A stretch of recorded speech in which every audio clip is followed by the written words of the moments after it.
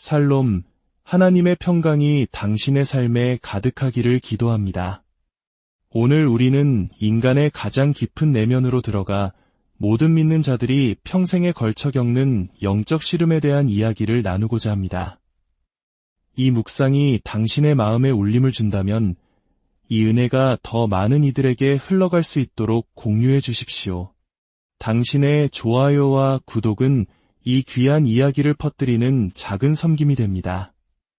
이 말씀을 듣는 모든 분들에게 하나님의 위로와 평안이 함께하기를 소망합니다. 오늘 우리가 함께 나눌 이야기는 19세기 설교의 황태자라 불렸던 위대한 설교가 찰스 스펄전 목사님의 메시지를 바탕으로 재구성한 것입니다. 그의 설교는 시대를 넘어 오늘날 우리에게도 깊은 통찰을 줍니다. 본문은 로마서 7장 24절과 25절입니다. 오호라 나는 곤고한 사람이로다. 이 사망의 몸에서 누가 나를 건져내랴. 우리 주 예수 그리스도로 말미암아 하나님께 감사하리로다. 이 말씀은 위대한 사도 바울의 처절한 고백입니다. 어떤 이들은 이 구절이 바울이 그리스도를 만나기 전 율법 아래에서 고뇌하던 때의 심정을 묘사한 것이라고 주장합니다. 즉, 하나님의 은혜를 받은 그리스도인은 더 이상 이런 고통을 겪지 않는다고 말입니다. 하지만 그것은 진실을 외면하는 생각일 수 있습니다. 이 장 전체를 정직한 마음으로 읽어보면 이것이 바로 그리스도인 된 사도 바울 자신의 경험임을 알 수 있습니다. 사도 중의 사도요, 하나님의 위대한 종, 이스라엘의 지도자와 같았던 그가 이렇게 절규하고 있는 것입니다. 오호라 나는 곤고한 사람이로다. 우리 평범한 신앙인들은 종종 어리석은 착각에 빠집니다. 위대한 믿음의 선진들이나 존경받는 목회자들을 우러러보며 이렇게 생각하죠. 저분들은 분명 나처럼 괴로워하지 않을 거야. 나를 괴롭히는 이 추악한 욕망과 싸우지 않아도 될 거야. 만약 우리가 그들의 마음속을 들여다볼 수 있다면, 그 내면의 전쟁을 볼 수 있다면 우리는 곧 깨닫게 될 것입니다. 하나님께 가까이 가면 갈수록 자신의 죄된 본성에 대해 더욱 처절하게 애통하게 된다는 사실을 말입니다. 주님께서 그를 귀하게 사용하실수록 육신의 악함은 더욱 끈질기게 그를 괴롭힌다는 것을 알게 될 것입니다. 우리는 성 바울, 성 요한이라 부르며 사도들을 마치 우리와는 다른 특별한 존재인 것처럼 여깁니다. 마치 그들은 우리와 같은 연약한 성정을 가지지 않은 초인적인 존재들인 것처럼 말이죠. 그러나 성경은 우리의 구원자이신 예수님조차 우리와 똑같이 모든 일에 시험을 받으셨다고 증언합니다. 하물며 주님보다 훨씬 낮은 자리에 있는 사도들이 어찌 이 시험과 갈등을 피할 수 있었겠습니까? 만약 당신이 사도 바울을 직접 만나 대화했다면 그의 경험이 당신의 경험과 놀랍도록 닮아있음을 발견하고 이렇게 말했을 겁니다. 바울 선생님, 당신은 저보다 훨씬 신실하고 거룩하며 깊은 깨달음을 얻으셨지만 당신 역시 저와 똑같은 시험을 겪고 계시는군요. 아니, 어떤 면에서는 저보다 훨씬 더 혹독한 시험을 받고 계시는군요. 잊지 마십시오. 과거의 위대한 성도들 역시 우리와 똑같은 연약함과 죄의 문제로부터 자유롭지 않았습니다. 그들의 거룩함은 우리도 도달할 수 있는 목표이며 그들의 실수 역시 우리의 실수처럼 비판받아야 합니다. 우리는 그들을 신비로운 존재로 떠받들 것이 아니라 우리와 같은 인간으로서 그들의 삶을 바라보아야 합니다. 오히려 우리는 그들이 도달한 영적 수준을 넘어 더 높은 곳으로 나아가기 위해 분투해야 합니다. 우리에게는 그들이 가졌던 것과 동일한 성령의 빛이 있고 동일한 은혜가 주어지기 때문입니다. 오늘 우리는 이 처절한 외침 속에서 4가지를 살펴보고자 합니다.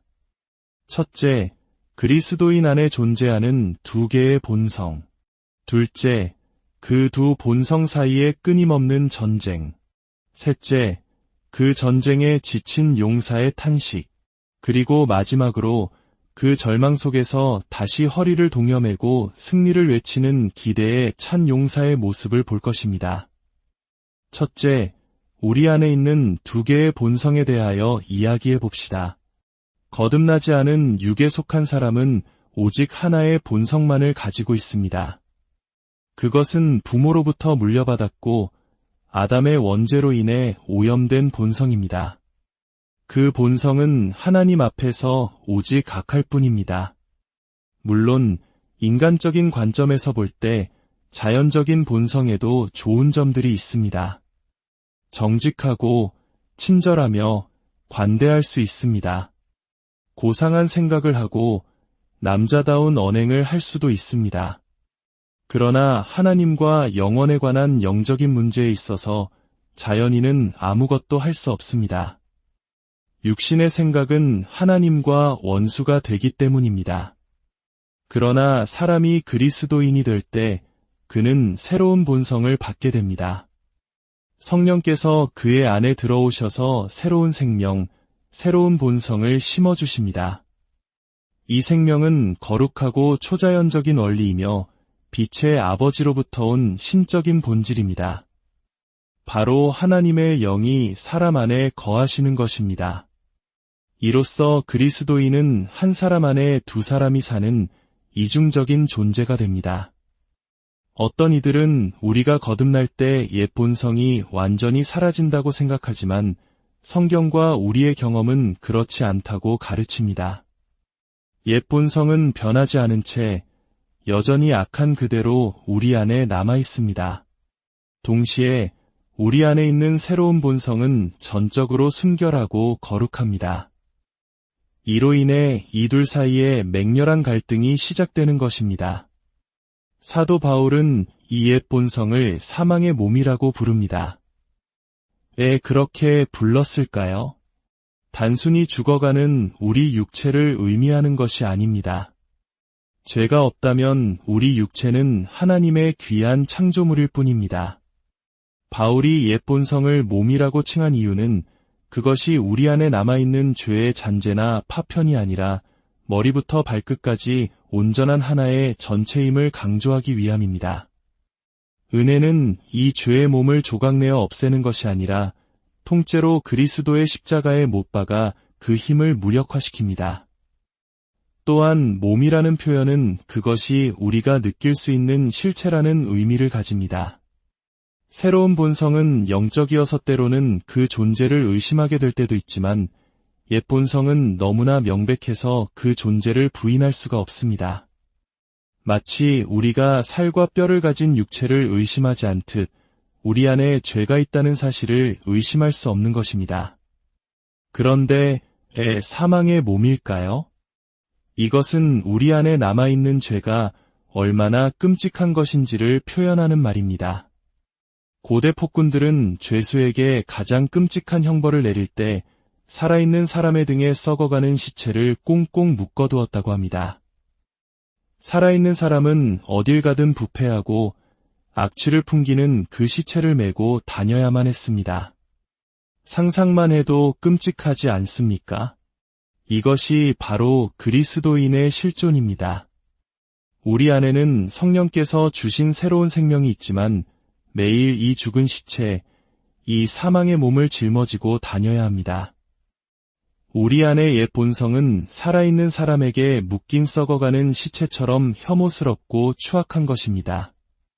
그것은 죽음 그 자체, 죽음의 현신입니다. 둘째, 이 두 본성 사이의 끊임없는 전쟁에 대해 살펴봅시다. 세상의 어떤 전쟁도 한 사람 안에서 벌어지는 이선과 악의 싸움보다 치열할 수는 없습니다.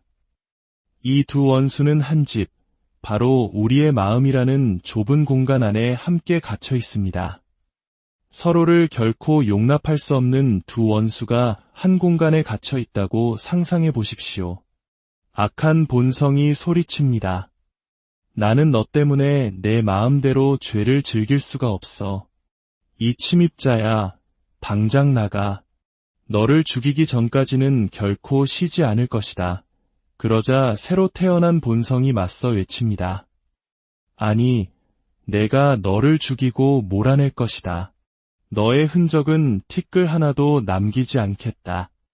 나는 너와의 전면전을 선포했으며 너를 이 집에서 완전히 몰아내고 완전한 승리의 노래를 부를 때까지 결코 칼을 거두지 않을 것이다. 이 둘은 결코 친구가 될 수 없습니다. 악은 선을 미워하고 선은 악을 미워할 수밖에 없습니다. 새로 태어난 본성은 갓난아기처럼 순수하지만 그 안에는 전능하신 하나님의 힘이 깃들어 있습니다. 반면 옛 본성은 사탄의 모든 힘을 등에 업고 있습니다.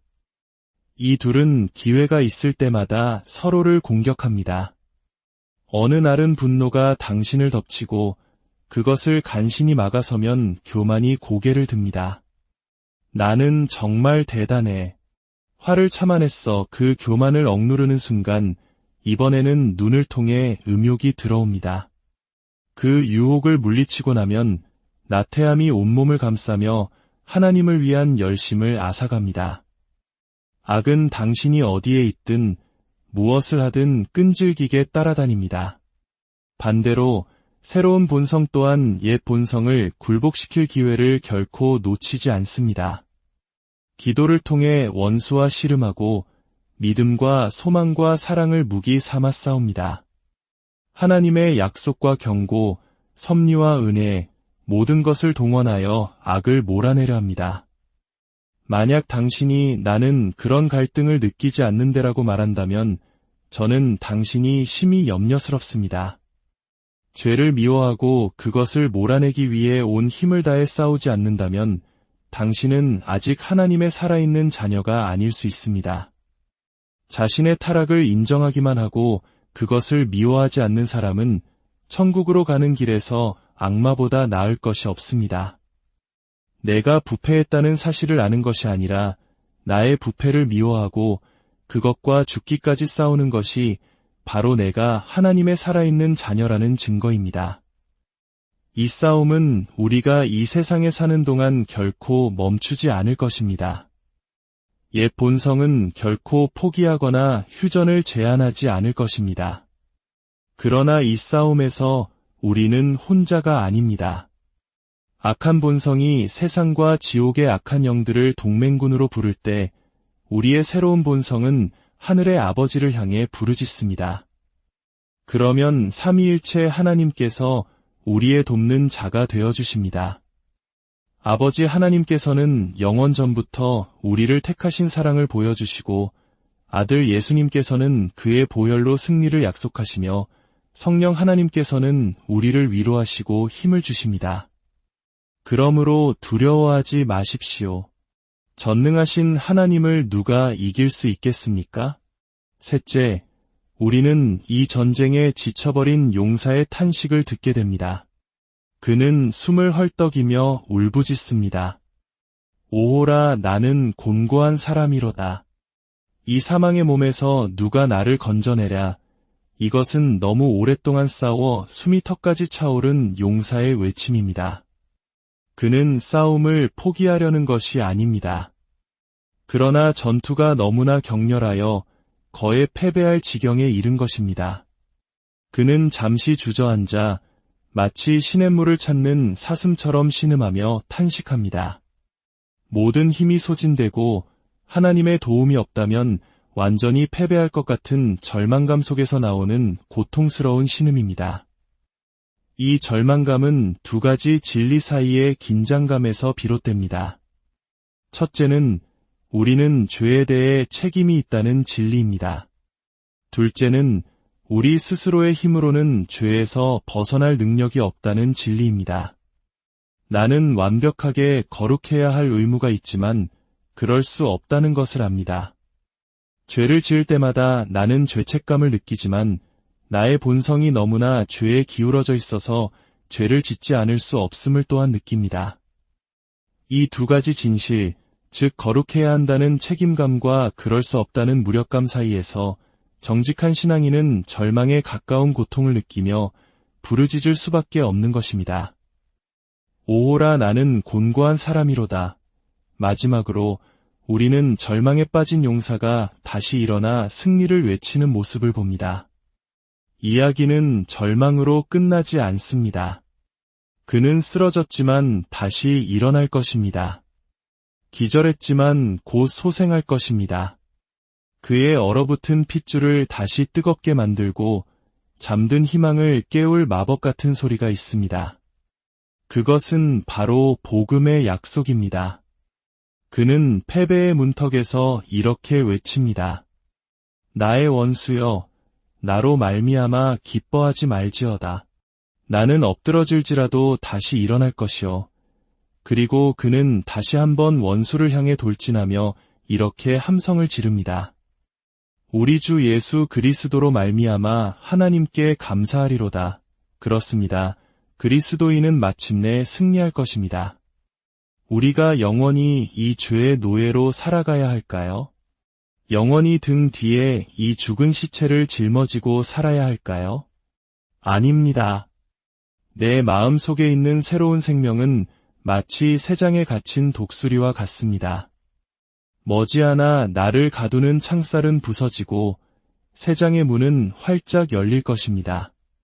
그러면 나는 영광의 태양을 향해 눈을 고정하고 좌로나 우로 치우치지 않고 곧장 날아올라 하나님의 영원한 사랑이라는 반석 위에 안식하게 될 것입니다. 지금은 우리의 옷이 먼지와 오물로 더럽혀져 있을지라도 우리는 영원히 이 모습으로 살지 않을 것입니다. 먼지를 털고 일어나 아름다운 옷을 입을 그날이 오고 있습니다.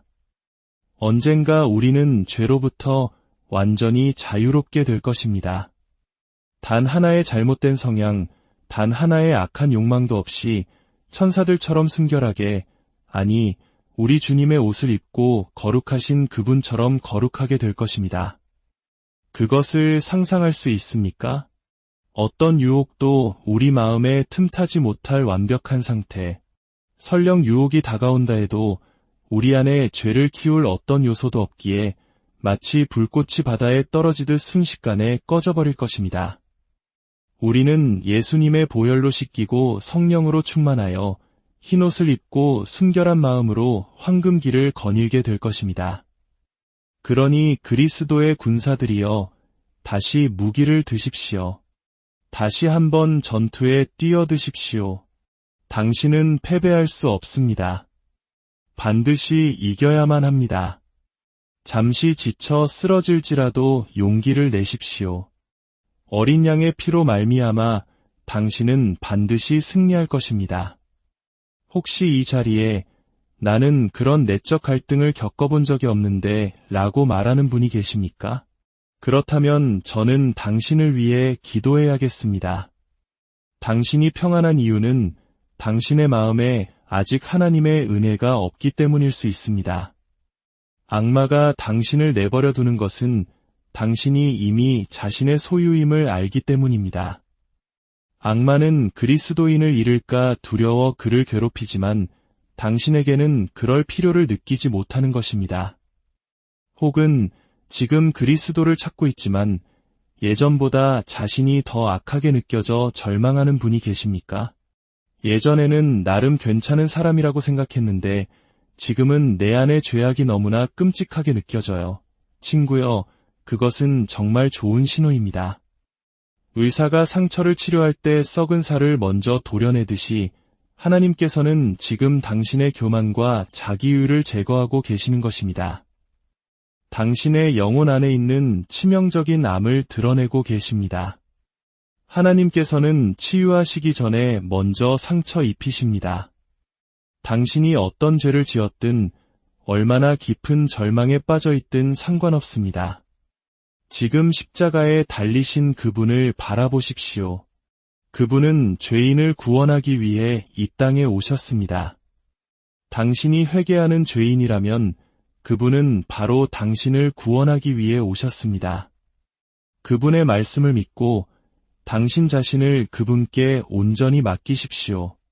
이 성경이 진리인 것처럼 당신은 결코 버림받지 않을 것입니다. 전쟁이 길고 힘들수록 승리는 더욱 달콤할 것입니다. 부디 영적 싸움에서 지치지 마시고 우리 주 예수 그리스도 안에서 약속된 최종 승리를 붙드시기를 바랍니다. 주님의 이름으로